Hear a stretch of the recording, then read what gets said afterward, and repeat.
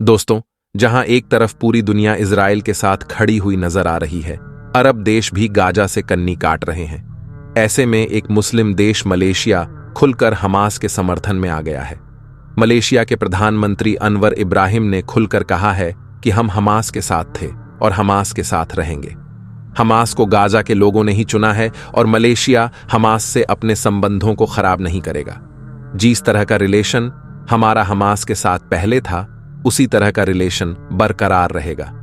दुनिया क्या कहती है, हमें इससे फर्क नहीं पड़ता है, लेकिन हम हमास थे, हमास के साथ रहेंगे। मलेशिया के प्रधानमंत्री अनवर इब्राहिम ने साफ कह दिया कि यूरोपीय देशों के दबाव में आकर या अमेरिका जैसे देशों के दबाव में आकर हम हमास से अपने रिश्ते खराब नहीं करेंगे।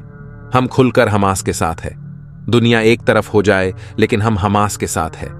ये बड़ा बयान मलेशिया के प्रधानमंत्री ने दिया है, तो खुलकर मलेशिया मुस्लिम देश हमास के समर्थन में आ गया है। फिलहाल जंग अभी भी जारी है। इजराइल के तरफ से अभी भी लगातार हमले किए जा रहे हैं। जवाबी कार्रवाई में हमास भी कुछ इक्का दुक्का हमले कर रहा है, क्योंकि हमास के पास अब ज्यादा गोला बारूद नहीं बचा है। रूस यूएन में एक प्रस्ताव लाया था कि गाजा के लोग बहुत ज्यादा मुश्किल में हैं, इसलिए इजराइल को इस जंग को रोकना चाहिए, सीज फायर का ऐलान करना चाहिए। लेकिन रूस के प्रस्ताव को बहुत सारे देशों ने खारिज कर दिया। सिर्फ 3 देश रूस के प्रस्ताव के साथ आए। दुबई भी एक ऐसा देश था जिसने इस प्रस्ताव का समर्थन नहीं किया। यानी दुबई भी चाहता है कि अभी जंग होती रहे, युद्ध विराम ना हो, लेकिन रूस के राष्ट्रपति व्लादिमीर पुतिन लगातार गाजा के लोगों की हिमायत कर रहे हैं। दोस्तों, सऊदी अरब से एक ऐसी खबर सामने आ रही है जो दुनिया भर के इस्लाम को मानने वाले लोगों को पसंद नहीं आएगी। तो पहले आप इस वीडियो को पूरा देखिए, फिर आपको थोड़ा समझने में आसानी होगी।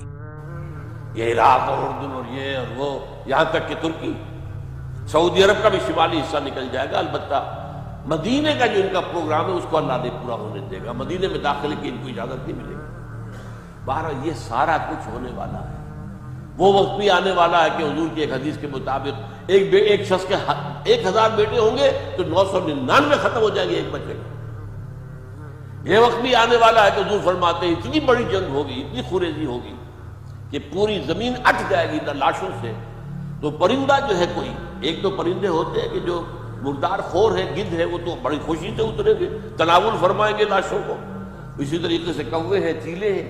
लेकिन जो निफासत पसंद परिंदे हैं वो लाश के ऊपर उतरना नहीं चाहते। तो एक परिंदा उड़ता चला जाएगा, उसे कहीं जमीन पर उतरने की जगह नहीं मिलेगी, लाशें ही लाशें होंगी। यहां तक कि वो थक हार कर उसकी जो है पर जवाब दे जाएंगे, गिरेगा तो लाश पर गिरेगा।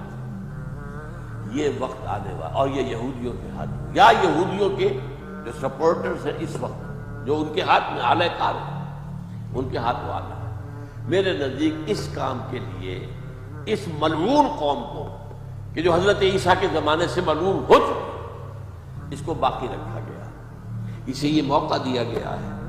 उसने इसराइल बना दिया है। तकरीबन 2000 साल के बाद वो दोबारा आकर आबाद हुए उस सरजमीन में जहां से निकाल दिए गए थे 70 ईस्वी के अंदर। ये सारा कुछ क्यों हो रहा है, इनका ये इस्तिस्ना क्यों किया गया, ये बड़ी तल्ख बात है, ये याद कर लीजिए। क्योंकि या तो कौम उसी वक्त हलाक कर दी जाती है, जैसा कि हुआ कौम नूह, कौम हूद, कौम आद, कौम समूद, कौम शुएब, ये हुआ क्यों हुआ।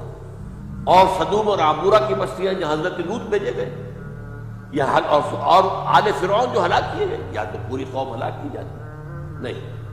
ये यूं समझिए कि इस पूरे मामले को दरमियान में से एक वक्फा दे दिया गया, हजरत ईसा को उठा लिया गया और हजरत ईसा दोबारा आएंगे। ये क्यों किया? अब इसमें मैं बड़ी तल्ख बात आपसे कह रहा हूं, ये आपके लिए कबूल करना आसान नहीं, हलक से नीचे उठने की मुश्किल से। इस कौम को जिंदा रखा गया है जो मलऊन और मंजूब अलैहिम कौम है। सब सूरह फातिहा में मुफस्सिरीन लिखते हैं दालीन ये नसारा है और मंजूब अलैहिम ये यहूदी है। और कुरान कहता है लुइनल्लज़ीन कफ़रू मिनल किताब अला लिसान दाऊदा ईसा इब्न मरियम, लानत की गई। एक मलून और मंजूब कौम के हाथों आखिरी उम्मत मोहम्मद और उसका भी बेहतरीन हिस्सा, उस पर अजाब उनके हाथों आए। अरबों पर अजाब یہودیوں کے ہاتھ میں، اس لیے ان کو بچایا گیا۔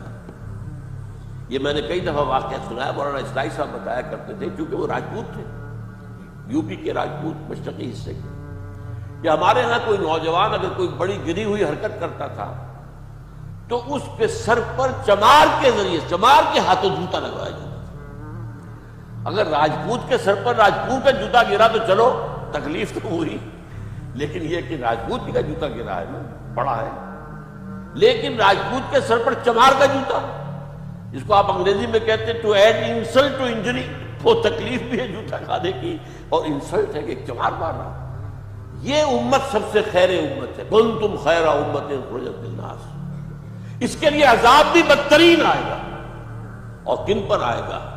اس امت کا جو اصل نیوکلیس ہے عرب، جس کے بارے میں حضور کی حدیث موجود ہے، ویل للعرب، عرب کے لیے بہت بڑی ہلاکت۔ اور آج ہماری نظر میں آ رہا ہے وہ ملعون اور مغضوب علیہم قوم، ان کے سینے کے اندر خنجر کی طرح بھونکی گئی ہے، اور 30 کروڑ کے قریب عرب بے حمیتی، بے غیرتی، بزدلی، کمزوری، ذلت، مسکنت کی مثال بنے ہوئے۔ کوئی بول سکتا ہے اس اسرائیل کے خلاف؟ کوئی بول سکتا ہے؟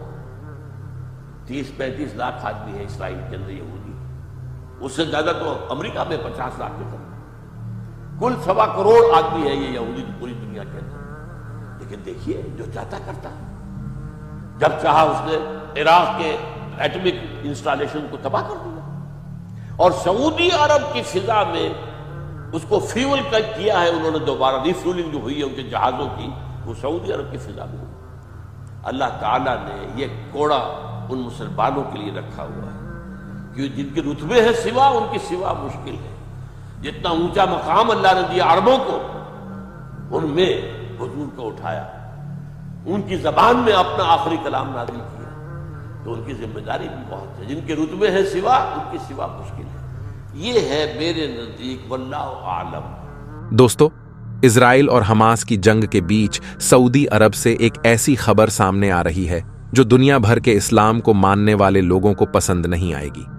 سعودی عرب پچھلے کچھ دنوں سے کافی بدلا نظر آ رہا ہے۔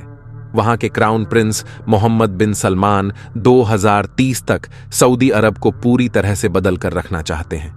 کراؤن پرنس کا کہنا ہے کہ یورپ کا کوئی بھی دیش ایسا نہیں ہوگا جیسا سعودی عرب ہوگا 2030 تک، یعنی سعودی عرب کے اندر پورا یورپین کلچر آنے والے کچھ سالوں میں دیکھنے کو مل سکتا ہے، اور اس کی شروعات بھی ہو چکی ہے۔ میوزک شوز ہو رہے ہیں، سعودی عرب کے اندر سنیما ہال بھی بنا دیے گئے ہیں، بالی ووڈ، ہالی ووڈ کے لوگ وہاں پر جا کر شوز کر رہے ہیں۔ اسی بیچ ایک اور خبر آ رہی ہے کہ 20 اکتوبر سے 23 اکتوبر تک ریاض کے اندر ایک فیشن شو ہونے جا رہا ہے۔ اتہاس میں یہ پہلی بار ہو رہا ہے کہ سعودی عرب کے اندر سرکار نے باقاعدہ اجازت دی ہے اس فیشن ویک کو کرنے کی، اور 20 اکتوبر سے 23 اکتوبر تک چلے گا۔ وہ سارے فیشن شوز آپ لوگوں نے ٹی وی پر دیکھے ہوں گے۔ ماڈل چھوٹے چھوٹے کپڑے پہن کر، اترنگی کپڑے پہن کر بیچ میں چلتی ہے، ادھر ادھر لوگ بیٹھ کر ان کو دیکھتے ہیں۔ اس فیشن ویک میں 30 کمپنیاں حصہ لے رہی ہیں، تو جو کمپنی جس طرح کا ڈریس بناتی ہوگی یا جو بھی چیز بناتی ہوگی، ماڈل وہ پہن کر لوگوں کے سامنے آئے گی۔ چھوٹے کپڑے بھی ہو سکتے ہیں، اترنگی کپڑے بھی ہو سکتے ہیں، اور سعودی عرب کے لڑکے لڑکیاں ان سارے چیزوں کو آرام سے دیکھ کر انجوائے کریں گے۔ تو اتہاس میں پہلی بار سعودی عرب کے اندر اس طرح کا فیشن شو ہونے جا رہا ہے، اور اس کی اجازت بھی سرکار نے باقاعدہ دی ہے۔ آپ کو بتا دیں 2018 میں بھی ایک شو اس طرح کا ہوا تھا، لیکن وہ پرائیویٹ شو تھا، سیکریٹ رکھا گیا تھا۔ لیکن یہ جو فیشن شو ہو رہا ہے یہ پوری طرح سے کھلا ہوا ہے، سرکار کی مدد سے کیا جا رہا ہے، پیسے دے کر انٹری لی جائے گی اور فیشن شو وہاں کے لوگ دیکھیں گے۔ تو یہ سب ہو رہا ہے۔ دوستوں، اس کے بارے میں اپنی قیمتی رائے کامنٹ باکس میں ضرور دیں، ویڈیو کو لائک کریں اور اپنے دوستوں کے ساتھ ضرور شیئر کریں۔